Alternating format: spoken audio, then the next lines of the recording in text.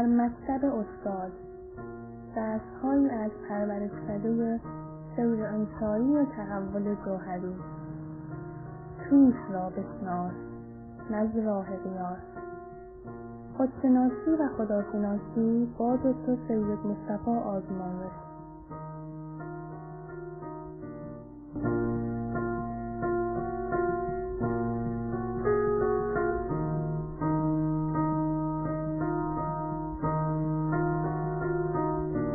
سلام و درود به یاران عزیزم و با آرزوی توفیق و سلامتی شما یاران گرامی در تمامی مراحل زندگانی.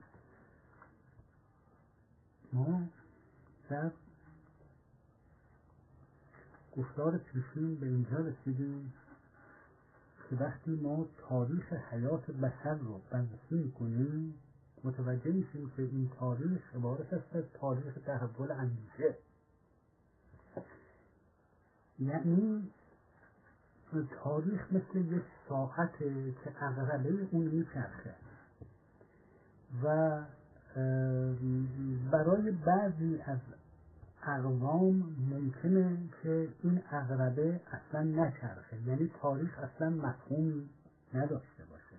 یعنی امروز تاریخشون با 100,000 سال پیش تاریخشون یکسان باشه. در نتیجه برای اینا زمان اصلا مفهوم نداره، یعنی تحول در زمان مفهوم نداره، یعنی تحول وجود نداره. در نتیجه چون تحول عبارت است از تبلور زمان به صورت یک تعین مشخص، وقتی که تحولی وجود نداشته باشه زمانی متحول نمیشه و در نتیجه اصولاً گذار زمان مفهوم خودش رو از دست میده. یعنی زمان یه مفهوم کاملا مکانیکی پیدا میکنه که میشه اصلا در نظر نگرفته. یعنی وقتی شما به یه اقوام نگاه میکنیم که امروز دارن مثل 100,000 سال پیش زندگی میکنن، یعنی همونطوری به صورت جامعه اشتراکی ما قبل تاریخ دارن زندگی میکنن، همونطوری برهنه وسط صحراها دارن میدونن، زیر طاق آسمون و روی فرش زمین میخوابند، از تمدن، مدنیت، معرفت بهره‌ای ندارن، فرهنگی درست نکردن، زبانشون همچنان به صورت ابتدایی برهنه هستند و هر چیزی دم دستشون اومد همون ورم دارن میخورن و تلاش و کار و کوشش و خلاقیتی ندارند. و مردمی که اجداد اینا به شمار میرفتن 100,000 سال پیش که بابا آدم و ننه حوا زاده شدن، به وجود اومدن، آفریده شدن، همینجوری زندگی میکردن که این قبایل در میون بعضی جنگل ها این طرف و اون طرف عالم همچنان به همون شیوه و صورت دارن زندگی میکنن. اینها اصلا زمان براشون لحاظ نشده، اصلا گذار زمان مفهوم نداره. همچنانی که اون موقع بودن الان هم هستن، هیچ تفاوت. پس اون موقع و این موقع وجود نداره براشون، یعنی زمان براشون راکده. اما برعکس وقتی در یک جامعه شما نگاه میکنید، یک جامعه زنده و پویا و متحول که یک وضعیتی در گذشته داشته، بعد این وضعیت عوض شده، وضعیت دیگه پیدا کرده، وضعیت دیگه پیدا کرده، وضعیت دیگه پیدا کرده، وضعیت همینجور نوسان داشته و بالا پایین میرفته، مانند یک موجی حرکت میکرده. این مانند یک رودخانه جاری در بستر تاریخ. حال این دو گروه انسانی، اون گروهی که به صورت کمون اولیه همبودهای اولیه زندگی میکنه و این گروهی که به این صورت زندگی میکنه، اینها هر دو عزیزان ابناء بشر هستند، بنی آدم هستند. اینها هر دو از افرادی تشکیل شدند که دارای حجم مغز مشابه هم هستند. اون ماده خاکستری زیر جمجمه هر دوشون یه اندازه وزن داره، یه اندازه حجم داره، همون مراکز رو داره مغزشون. اما ظرفیت‌های مغزی این مردم انکشاف پیدا کرده، تحول پیدا کرده. ظرفیت‌های مغزی این مردم اصلا تحول پیدا نکرده، یعنی اصلا تفاوتی نمی‌کنه که مغز می‌داشتن یا نمی‌داشتن، به همین شیوه زندگی کردند. باید دید چه عاملی مانع شد که اینها از ظرفیت‌های مغز خودشون بهره‌مند بشن. چه عاملی باعث شد؟ یعنی قوه عاقله که مرکزش در یک قسمتی از مغزه، این چرا فعال نشد؟ چرا اینجا فعال شد؟ چرا اونجا فعال نشد؟ تاریخ بشر تاریخ تحول اندیشه است. بشر موجود اندیشمنده، با اندیشه زندگی میکنه، با تعقل زندگی میکنه. ای برادر، تو همین اندیشه ما بقی خود استخوان و ریشه. حال اینجا من یه مثالی میزنم. ببینید، یه موقعی شما تصور بفرمایید که سوار یک کشتی هستین و کشتی شما داره وسط اقیانوس حرکت میکنه. توجه بکنید. خب الان کشتی شما وسط اقیانوس به یه نقطه رسیده. در اون لحظه که شما به اون نقطه رسیدید، یک دفعه در عمق 3000 متری اقیانوس، در کف اقیانوس، یک دفعه این لایه‌های بازالتیک حرکت میکنه و این کف اقیانوس شکافته میشه و یک گدازه عظیم آتشفشانی سر از اون ناحیه بیرون میکنه و با انرژی بسیار بسیار زیادی فوران میکنه. این گدازه ها رو بیرون میپاشه، یه انفجار مهیبی صورت میگیره. این انرژی که آزاد میشه کلیه حجم آب اقیانوس رو در اون نقطه دستخوش تلاطم میکنه. این تلاطم از عمق به سطح منتقل میشه. در سطح اقیانوس به ناگهان امواج عظیم تولید میشه، امواج کوهواری تولید میشه. حال چه اتفاقی افتاده؟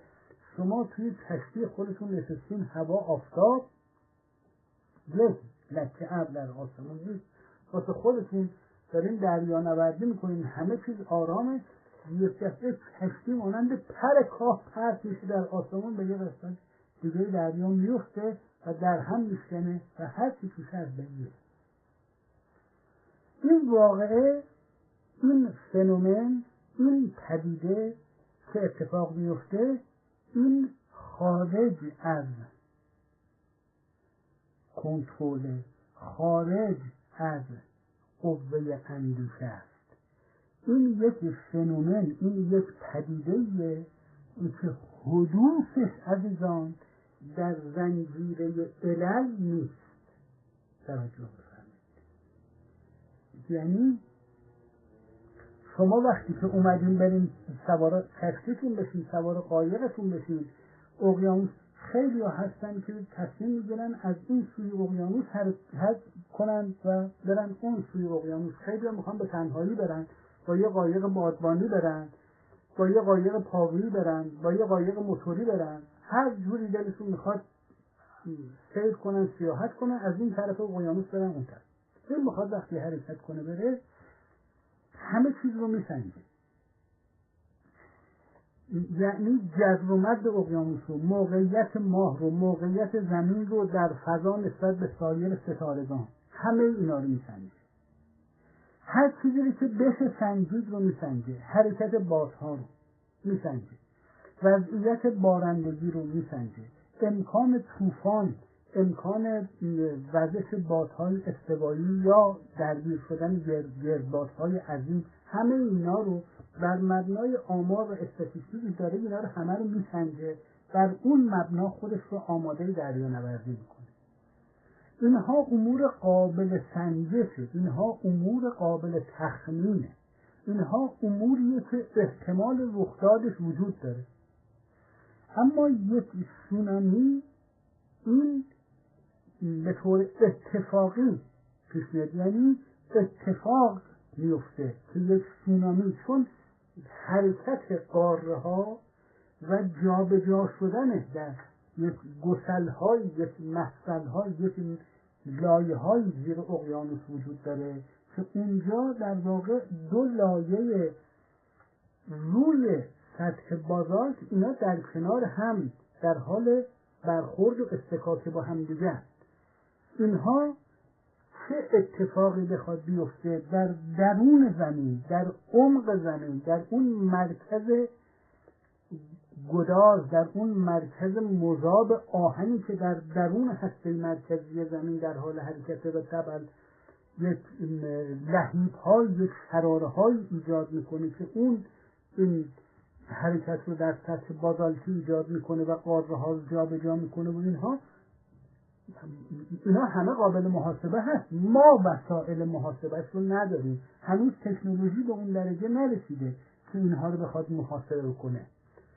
قابل محاسبه ذاتاً هست، اینا همش فنومن‌های طبیعیه و قابل محاسبه هست، اما بشر هنوز به اون درجه از تحول معرفتی و تکنولوژیک نرسیده که بخواد این کار بکنه.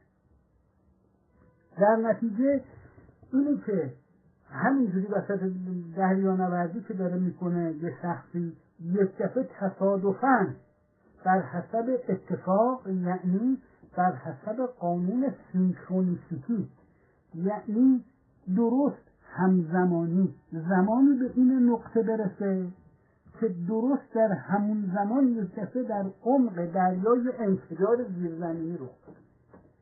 اینو بهش میگن سینکرون، یعنی قانون سینکرون، یعنی همزمانی حضور شما در اون نقطه و حدوث این واقعه. این دو تا وقتی با هم اتفاق بیفته این سینکرونیسیتی. این رو نمیشه از قبل پیش بینی کرد، چون شما نمیدونید که در اونجا میخواد این اتفاق بیفته. پس وقتی شما دارین دریانوردی میکنین و به اون نقطه میرسید و درست در لحظه‌ای که شما به اون نقطه میرسید یه انفجار زیرآبی صورت میگیره و این امواج بلند میشه،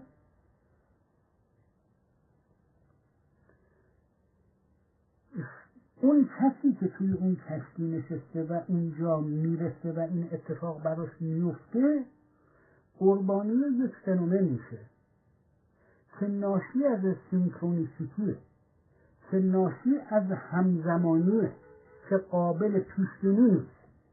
این یعنی اون شخص نمیدونه که در حین دریانوردی داره به طرف نقطه‌ای حرکت میکنه که یک دفعه اونجا قراره یک انفجار زیردریایی صورت بگیره. این یه مقوله. اما حال تصور بفرمایید که الان این انفجار زیردریایی صورت گرفت، حال چی میشه؟ چه اتفاقی میفته؟ اینه که تمام دستگاه‌های رصدی که در سواحل این اقیانوس نصب شده بلافاصله لرزه‌نگارهای بسیار حساس بلافاصله شروع میکنن به لرزیدن و این انفجار رو ثبت میکنن، نقطه‌اش رو تعیین میکنن، شدتش رو معین میکنن و شدت و سرعت انفجار امواج سونامی رو که در اثر این انفجار آتشفشانی زیردریایی ایجاد شده تعیین میکنن. در نتیجه میگن آقا این امواج که از این نقطه شروع شده چند ساعت بعد به ساحل سیلان و هند و سرندیب و بنگلادش میرسه، چند ساعت بعد به سواحل افریقا میرسه و این امواج چه اندازه ارتفاع داره، چقدر قدرت داره هر کدومشون. در نتیجه میزان انرژی تخریبی این امواج رو معین میکنن. در نتیجه میگن این خونه هایی که این دم ساحل ساخته شده آیا قدرت مقاومت داره یا نداره، پس اگر نداره چقدر خرابی میتونه به بار بیاد، چقدر تلفات میتونه به بار بیاد. پس برای ممانعت از این که تلفات ایجاد بشه باید چیکار کرد؟ بعد هلیکوپتر فرستاد، مردم رو جابجا کرد، با بلندگو اعلام کرد اعلام خطر کرد از مردم، خواست از اون نقطه دور بشن، تمام این کار. این اتفاق یعنی این از لحظه‌ای که زلزله نگار این زلزله رو ثبت میکنه و میگه مطابق قانون علیت، نه دیگه قانون سینکرونیسیتی، اینجا دیگه میشه علیت، مطابق قانون علیت 5 ساعت دیگه اینجا خرابی بسیار عظیمی به پا میشه و لا عاصم الیوم من امر الله، دیگه نمیشه جلوشو گرفت، این امواج میاد 5 ساعت دیگه به اینجا میرسه. ما 5 ساعت وقت داریم که بریم. اخبار میکنه، انباء میکنه، اعلام میکنه، اعلان میکنه که آقا 5 ساعت دیگه اینجا هرچی هست کن فیکون میشه. این اخبار و اعلام و انباء راجع به خطر قریبه، خطر قریب الوقوعه، امری که حتمی الوقوعه و تابع قانون علیته. و همین دلیل اینجا اگر مردم خرد بهشون حاکم باشه اون منطقه رو ترک میکنند، نمیگن که نه الان هوا آفتابه و آسمون صافه و دریام آروم، پس این حرفاتی توی اینا میزنن. میره. خب اگر یه نفر غفلت بکنه یا به هر دلیلی اخبار رو نشنوه یا بی‌اعتنایی پیشه کنه، اون وقت گرفتار امواج میشه. این مقوله یعنی مقوله غرق شدن در امواجی که اعلام میشه بر مبنای اصل علیت، این دیگه تابع اتفاق یا سینکرونیسیتی نیست، این قانونمنده. این دوتا با هم دیگه تفاوت داره. فرض اول ما اینه که یه نفر داره وسط دریا قایقرانی میکنه، کشتیرانی میکنه، سباحت میکنه، یک دفعه تصادفاً به یه نقطه میرسه که اونجا یه انفجار زیر دریایی صورت میگیره و این قربانی میشه. یه موقع صحبت سر اینه که اشخاصی به علت غفلت و بیخبری و بی‌اعتنایی و کسالت و تنبلی نمیخوان پیش از این که خطر برسه گریبان خودشون رو از ورطه هلاک نجات بدن. اموری که در چهارچوب قانون علیت مغز میتونه اون رو کشف بکنه.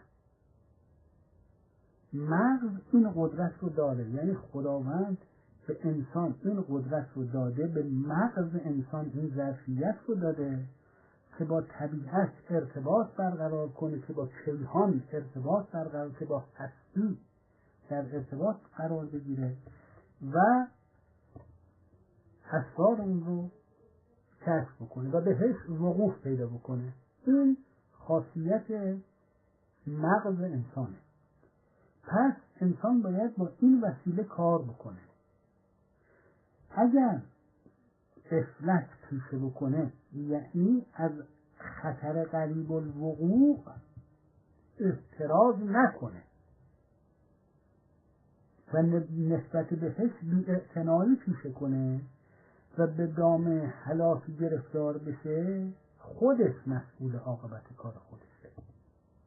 این دیگه به تصادف و حادثه و سینکرونیسیتی ارتباطی نداره.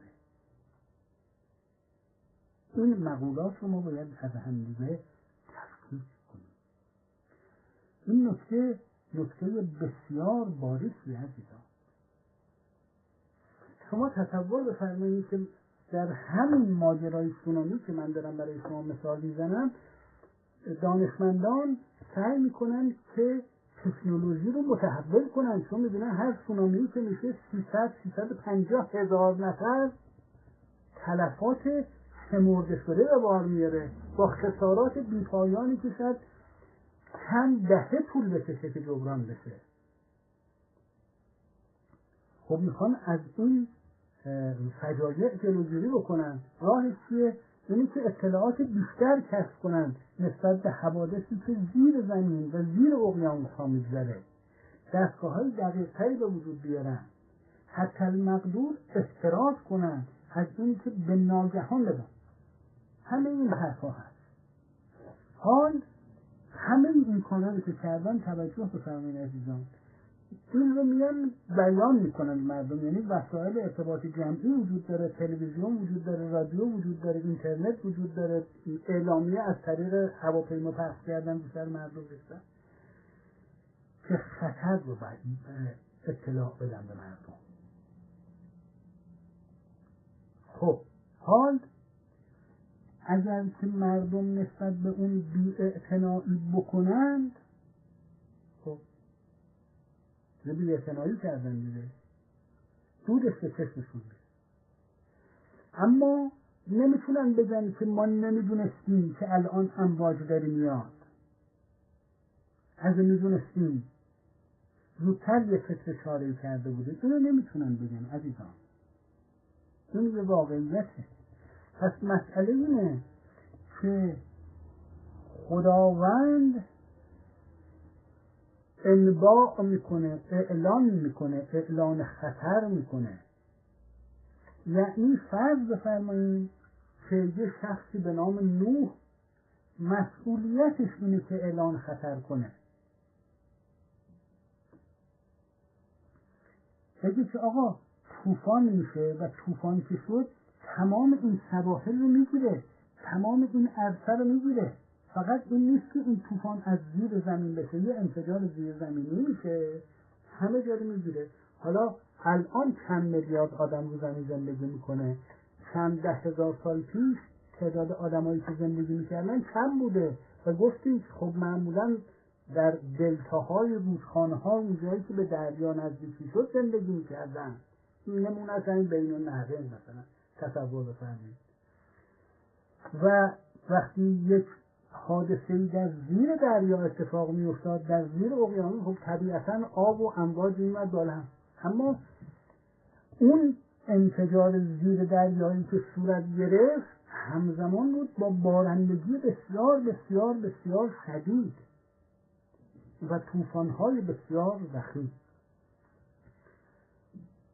خب الان دانشمندان اعلام میکنن، اخبار میکنن. اون موقع دانش پیشرفته نبود، به همین دلیل مردم ممکن بود تلف بشن تو طوفان. به همین دلیل خداوند مخبرینی رو برای اخبار میفرستاد. آقا شما بریم به مردم خبر بدین. حال اگر که مخبر صادقی میومد و خبر میداد، اخبار میکرد، انباء میکرد، اعلان خطر میکرد، یه امری رو به مردم اعلام میکرد، آیا جا داشت که مردم به خاطر حفظ خودشون توجه بکنن یا با اون شروع کنن به جنگ و جدل کردن و بگن نه الان که اتفاقی نیفتاده، فردام خدا بزرگه، خدا کشتی آنجا که خواهد برد. این دیگه در واقع شان خالی کردن از مسئولیته. این شخص بیان میکنه خطر رو، شما قبول نمی کنید، فردا اون خطر پیش میاد، دیگه نمیتونی بگی خدا خواست. خدا خواست که این خطری که پیش میاد دامن شما رو نگیره، شما بی‌اعتنایی کردی به خواست خدا. تا ادامه صحبت.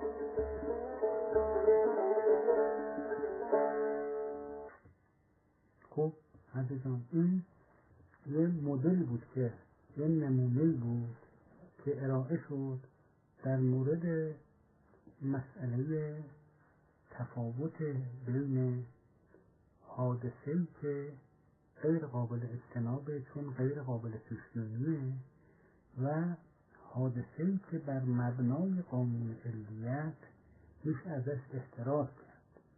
حال یه موقعی شما میگین که من اطلاعی نداشتم چون کسی به من خبر نداده بود. یه موقعی که شما خبردار هستید و بی‌اعتنا.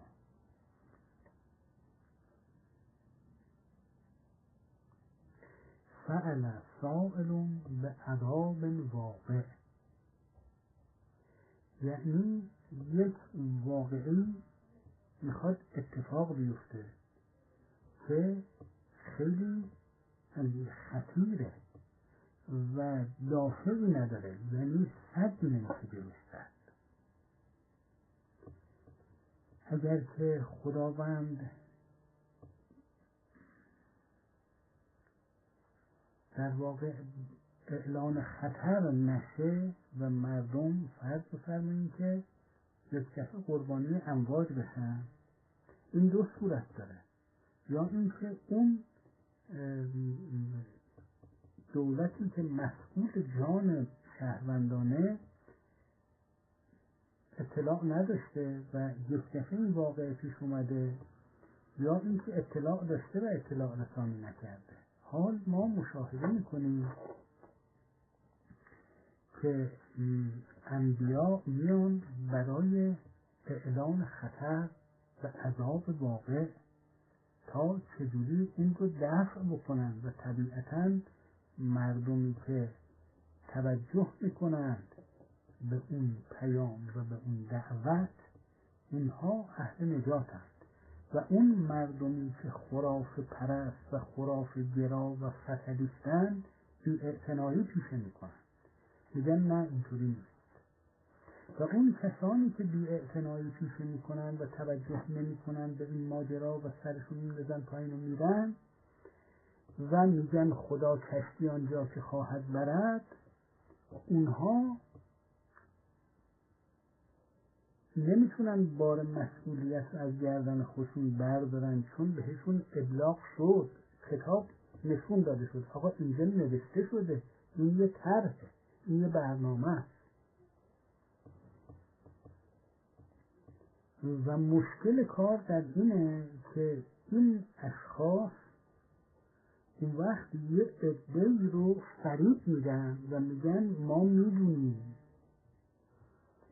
و اتفاقی نمیفته و یک عده اشخاص به علت اینی که ذهنشون در لایه‌های خرافی پیچیده شده اقتناع نمی‌کنن به حرف شخص خبیری که داره اخبار میکنه، بلکه خرافه‌ای رو که به اینها القا میشه گوش میدن و دنبال میکنن. توجه بکنید به نکته.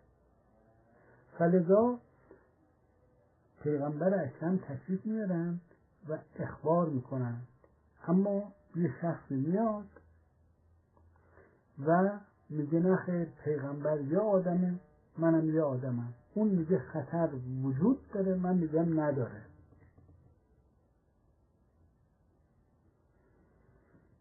و الان وجود داره کجا؟ خطر نشون بدیم، آیا خطری وجود داره؟ نداره. این داره بی خود میگه و مردم رو فریب میده. و من الناس من یشتری، یعنی در میان مردم کسانی هستند که خریدارند. چی رو خریدارند؟ حدیث لغو رو، کلام لغو رو، یعنی خرافه رو.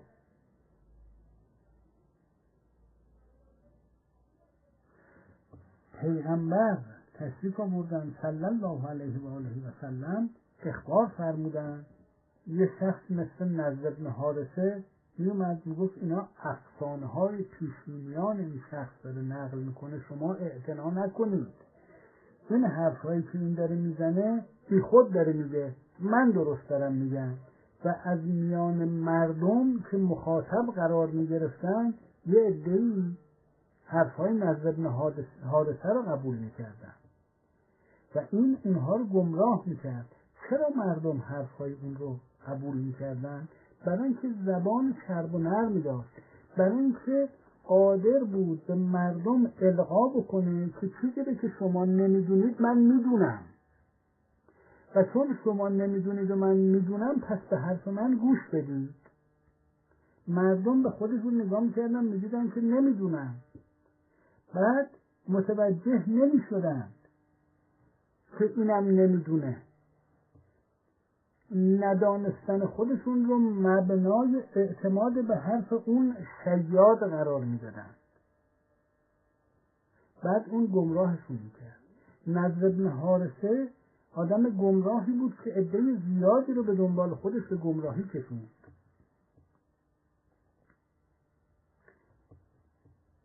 می‌فرماید و لو کنا نعقل او نسمع ما کنا من اصحاب السعیر.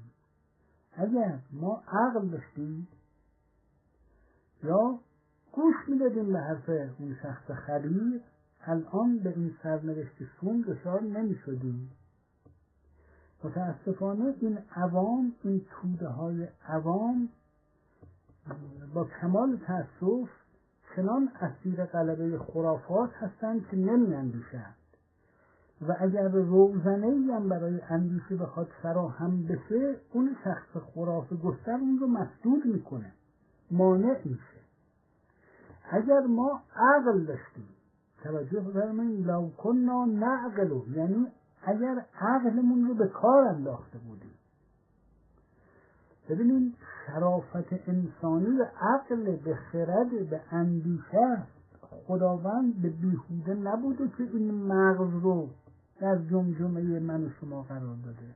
اگر من از این مغز استفاده نکنم یعنی اسراف کردم، یعنی به عبث رها کردم، یعنی به علت قایی از خلقت خودم بی توجه بودم.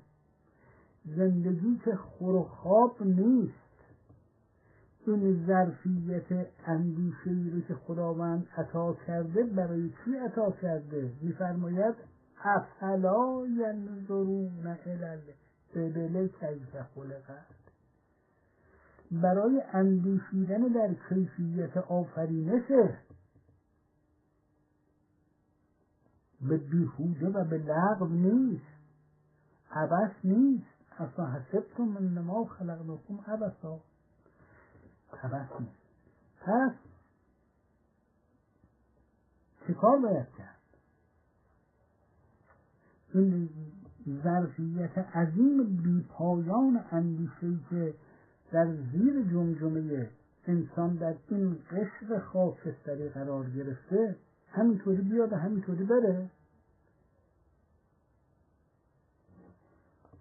خب چارپا نداره این ظرفیت رو، نمیتونه. اون انسانی که داره و ازش استفاده نمیکنه چه وضعیتی پیدا میکنه؟ چرا پس خدا به شما مغز داده؟ چرا قدرت اندیشیدن رو در بطن وجود شما قرار داده؟ پس چرا نمی اندیشید؟ خداوند میگه افلا، یعنی این استفهام انکاریه. نمیخوان در کیفیت آفرینش زمین و آسمان و کوهها و جانوران اندیشه عمیق بکنند. پس ما برای چی بهشون عقل دادیم؟ پس ما برای چی بهشون قوه تعقل دادیم؟ بی خود دادیم. اینا تصور کردن به بیهوده، اینا همش بیهوده است. ببینید توجه بفرمایید آیه قرآن رو.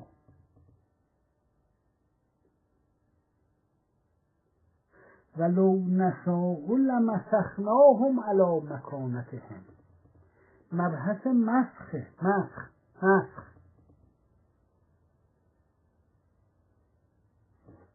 در قرآن مجید توجه بفرمایید چی میگه؟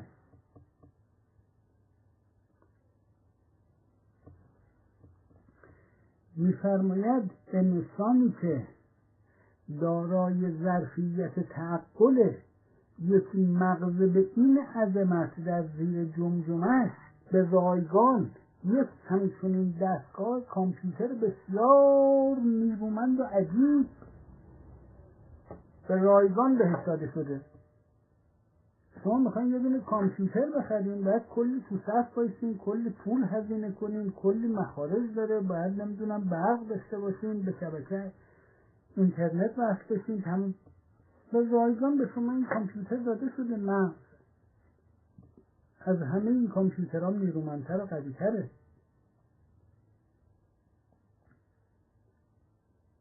خب می‌فرماید این رو خداوند به رایگان در اختیار من شما قرار داده.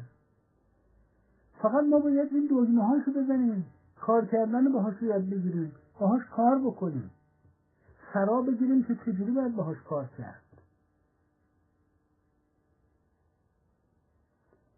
خداوند می‌فرماید اگر که انسان از این مغز که اختصاص به انسان داره و به انسان عطا شده و کرمنا بنی آدم به بنی آدم عطا شده استفاده نکنه، عزیزان چه فرقی میکنه با اینکه نداشته باشه؟ مثل اینکه ندارش دیگه.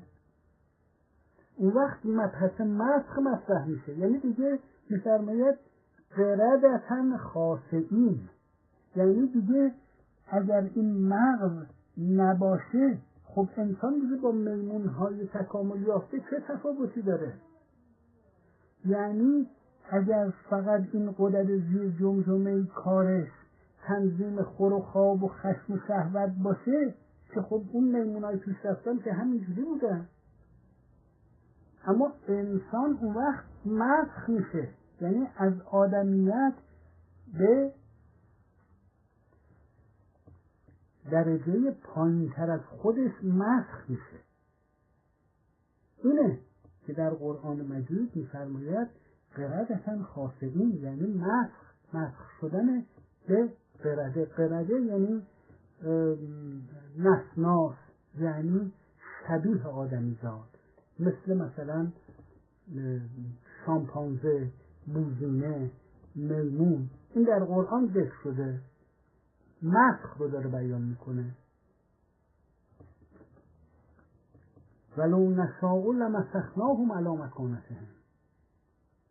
این مسخه عزیزان، فراموش نکنید. اگر انسان از ظرفیت مغزش استفاده نکنه، نیندیشه، اون یک موجود مسخ شده است. اگر بیندیشه داخل در بنی آدمه، اگر نیندیشه و از مغزش استفاده نکنه مسخ شده.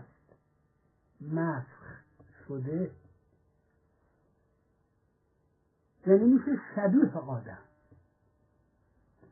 در خطبه در نهج البلاغه حضرت علی علیه السلام می‌فرمایند یا اشباه الرجال، اشباه جمع شبه، یعنی شبیه آدمیزاد.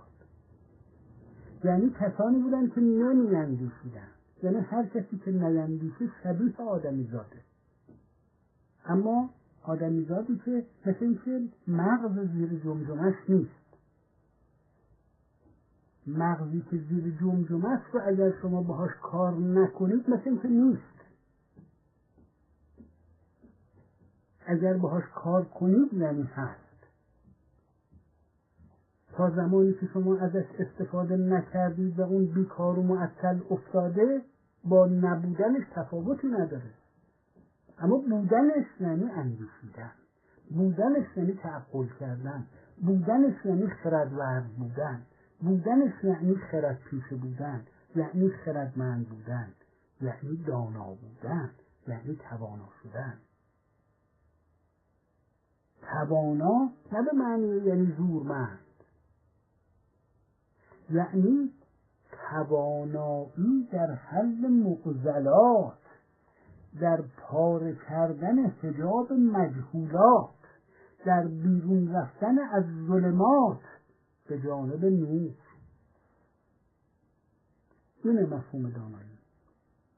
پس اینجاست که ما به اهمیت این قسط خاکستری، لید جمجمه، به این مجموعه نورون ها، به این توانایی بی‌پایان تولید اندیشه واقف میشیم.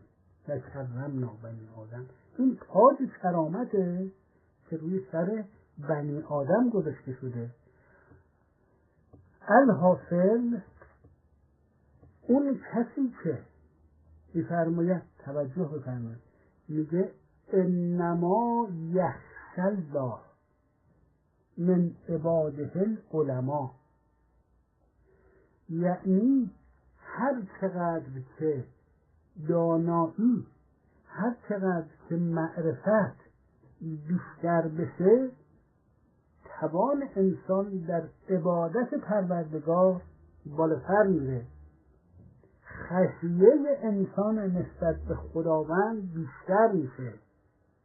یعنی جاهل از خداوند باک نداره، از قوانینی که خداوند مشیتش حاکم بر هستی کرده نسبت به اونها بی‌تفاوته، بی‌اعتناست. اما اون کسی که معرفت داره، دانش داره، عالمه، اون شخص بی‌اعتنا نیست. میدونه که هستی قانونمنده و میدونه که ولا تزر وازرة وزر اخری، مسئولیت داره برای کاری که میکنه. نمیتونه بگه اون گفت من کردم. خدا میگه تو چرا کردی؟ این گفت من کردم. اینا همه تو قرآن نوشته شده ها.